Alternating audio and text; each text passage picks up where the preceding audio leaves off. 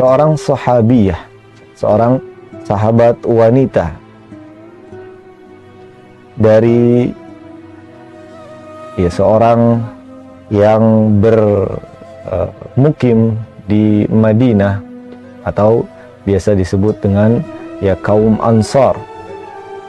Seorang sahabiyah yang begitu tulus dalam menjamu, kemudian memberikan pelayanannya terhadap Rasulullah Sallallahu Alaihi Wasallam.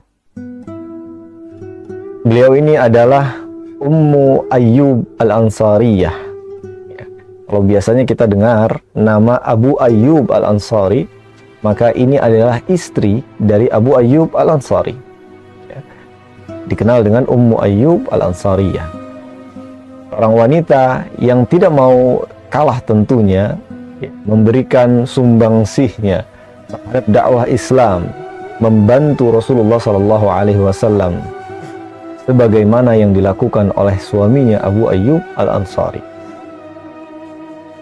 Dan tentu awal mula dari kisah beliau radhiyallahu anha, dan tentu jelas bersama suaminya juga, bermula dari hijrahnya Rasulullah Sallallahu Alaihi Wasallam ke kota Madinah, di mana saat itu Rasulullah Sallallahu Alaihi Wasallam menentukan di mana beliau tinggal untuk sementara waktu, sambil dibangunnya masjid dan juga rumah Rasulullah Sallallahu Alaihi Wasallam beserta istrinya.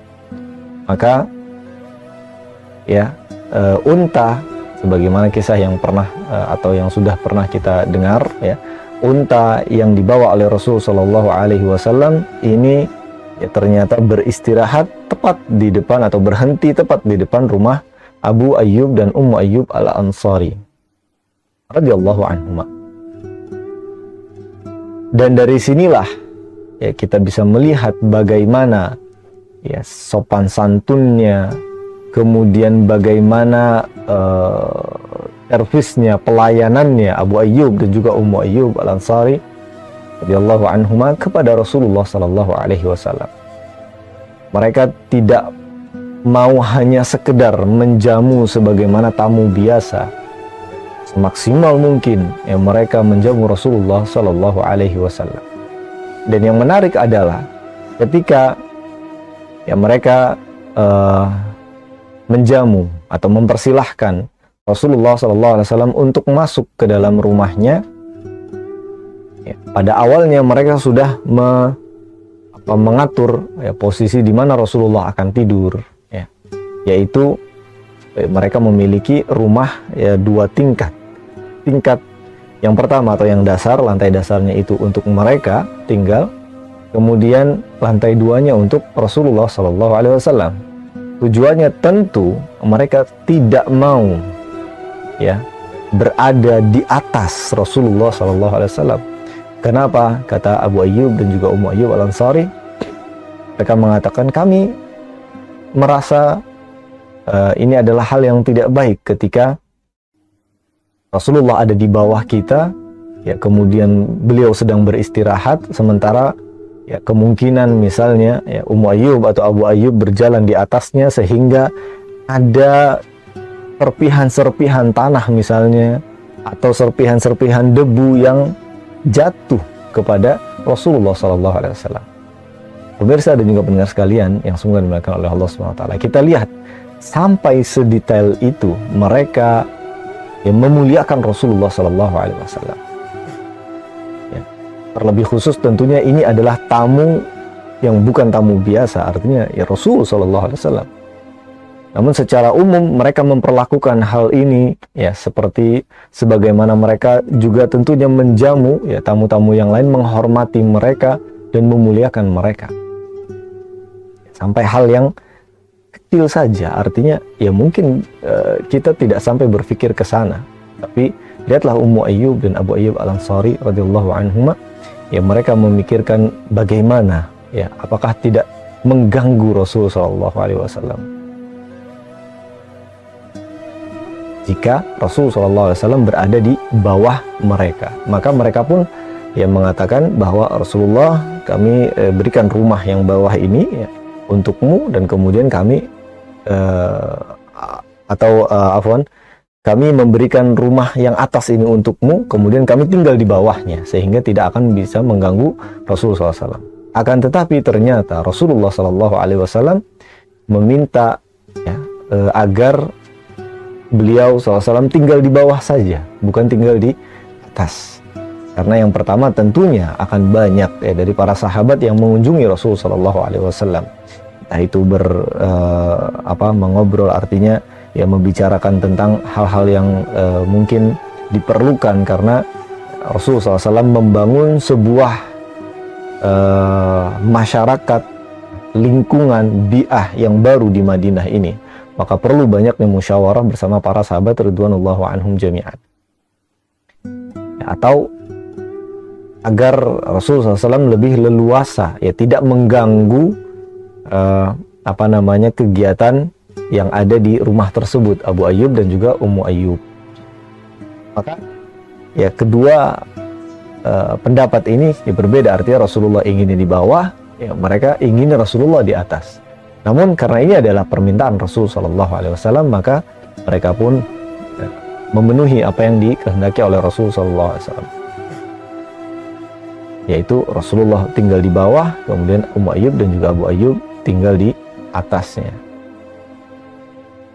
Dan benarlah apa yang dipikirkan oleh mereka, ya Ummu Ayyub dan juga Abu Ayyub Al-Ansari radhiyallahu anhuma, yaitu mereka merasa tidak enak, bagaimana bisa ya, atau bagaimana rasanya kita berada tinggal di atas Nabi Muhammad SAW.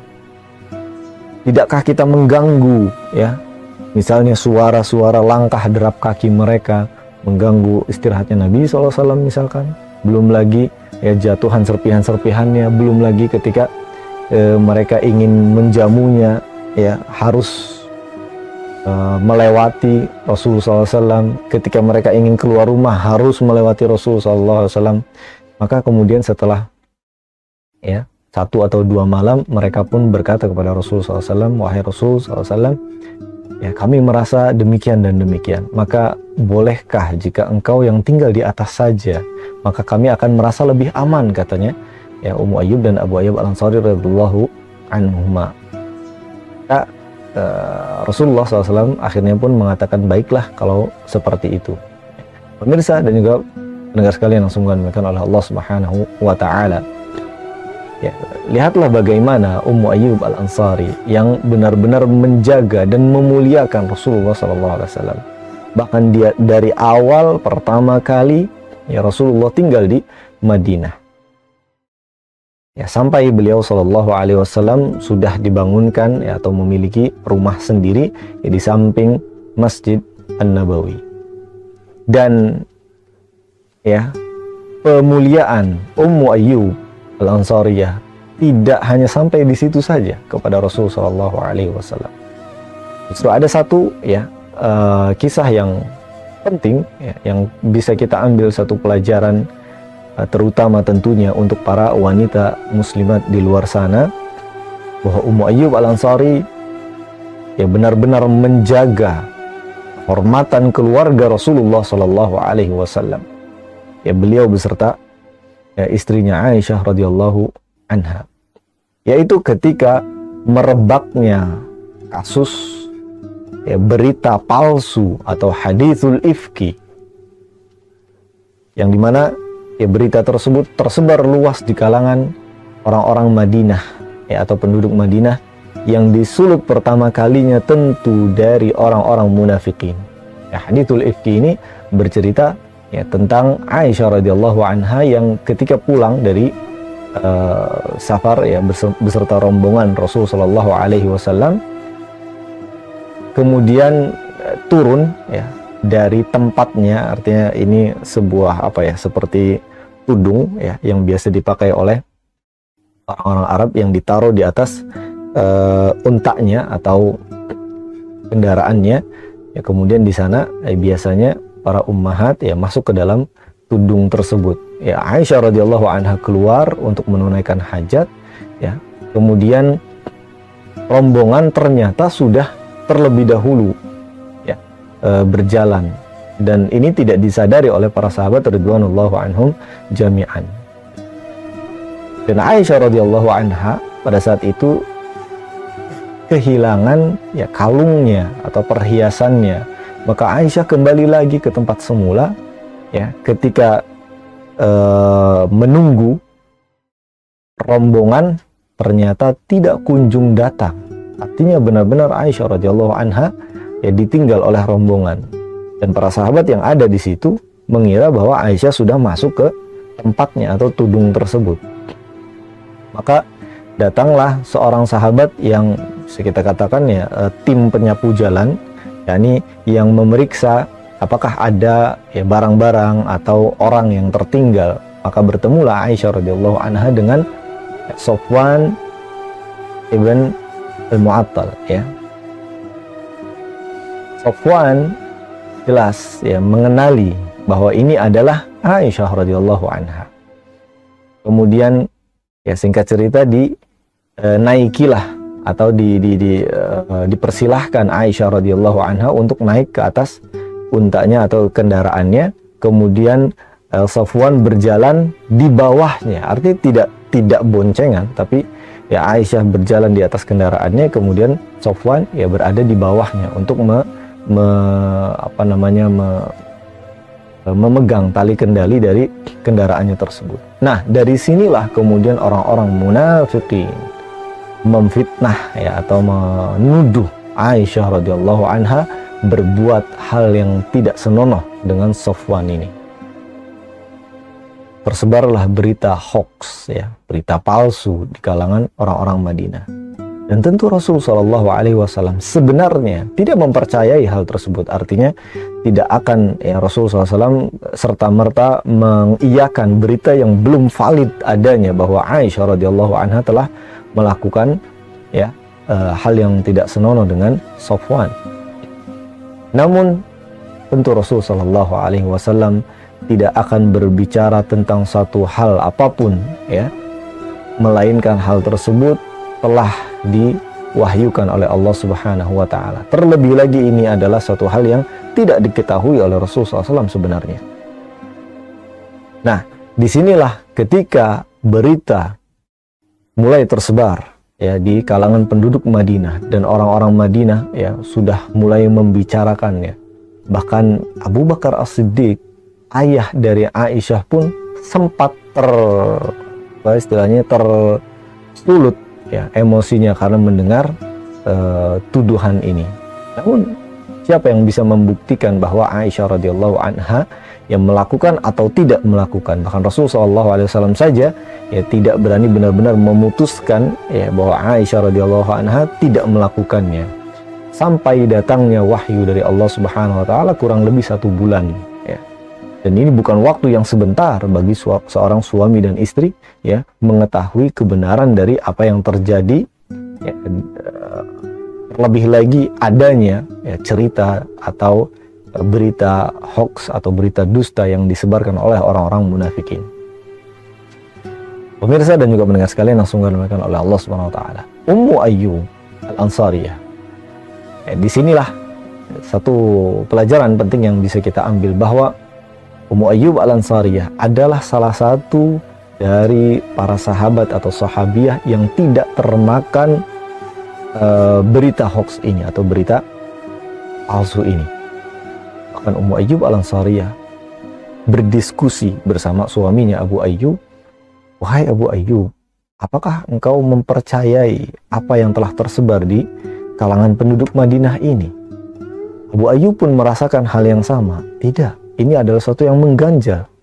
Bahkan Ummu Ayyub memberikan satu perumpamaan. Coba engkau bayangkan Safwan yang lebih ya, artinya benar-benar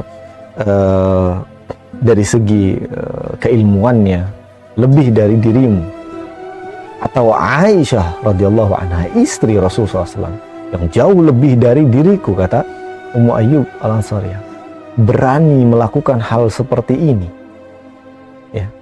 Tidakkah orang-orang itu berpikir bahwa mereka berdua adalah orang-orang salihah ya, orang-orang yang dekat dengan Rasul Shallallahu Alaihi Wasallam, yang memiliki ilmu yang tinggi, yang tidak mungkin sekelas aku saja, kata Ummu Ayyub, sekelas diriku saja yang jauh di bawahnya Aisyah, tidak akan berpikir bahwa akan melakukan hal tersebut.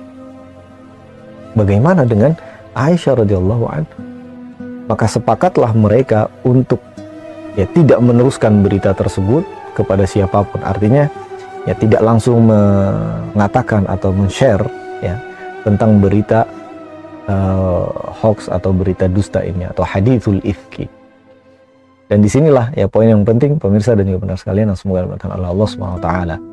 Ketika kita yang mendapatkan berita yang belum jelas sumbernya, belum valid sumbernya, dan ini biasanya terjadi kepada para wanita, tapi justru Ummu Ayyub Al-Ansariyah adalah orang yang sangat menjaga dari termakan oleh berita-berita semacam tersebut, bahkan memulai diskusi, mendiskusikannya dan membahas hal tersebut dengan suaminya, karena beliau radhiyallahu anha pertama jelas ingin menjaga izzahnya Rasulullah beserta istrinya, kemudian tidak mau juga serta-merta termakan dari tuduhan-tuduhan tersebut, apalagi yang dituduhkan oleh orang-orang munafikin adalah tuduhan yang keji kepada Aisyah radhiyallahu anha. Maka sekali lagi pemirsa dan juga pendengar sekalian yang semoga diberkahi oleh Allah Subhanahu wa taala, sebagaimana Allah Subhanahu wa taala juga mengatakan dalam Al-Qur'an, apabila datang dalam surat Al-Munafikun, apabila datang berita kepadamu, terlebih lagi dari orang-orang munafikin ini, maka bertabayunlah terlebih dahulu, cari kebenaran beritanya, jangan langsung disebarkan ke sini dan ke sana. Kenapa kita kisahkan ini dari sudut pandangnya Ummu Ayyub Al-Ansariyah? Karena memang tidak bisa dipungkiri lagi bahwa sebagian besar dari para wanita, ummahat, atau secara umum adalah seluruh kalangan manusia, laki-laki ataupun perempuan, banyak sekali dari mereka yang belum jelas, belum valid beritanya, tapi sudah langsung menyebarkan hal-hal tersebut, sehingga menjadi bahkan bisa menjadi, kalau itu disebarkan dengan sengaja, menjadi dosa jariah untuk dirinya. Maka pemirsa dan juga pendengar sekalian yang semoga dimuliakan oleh Allah Subhanahu wa taala, marilah kita jaga benar-benar apalagi yang berkaitan dengan kehormatan seorang muslim atau muslimah yang lainnya. Jangan sesekali kita mudah mengumbar aib dari orang-orang di luar sana atau teman-teman kita, apalagi kasusnya seperti Aisyah radhiyallahu anha, yang itu sebenarnya adalah sebuah tuduhan, bukan aib. Aib saja maka jangan disebarkan, apalagi ini adalah sebuah yang belum tentu validnya.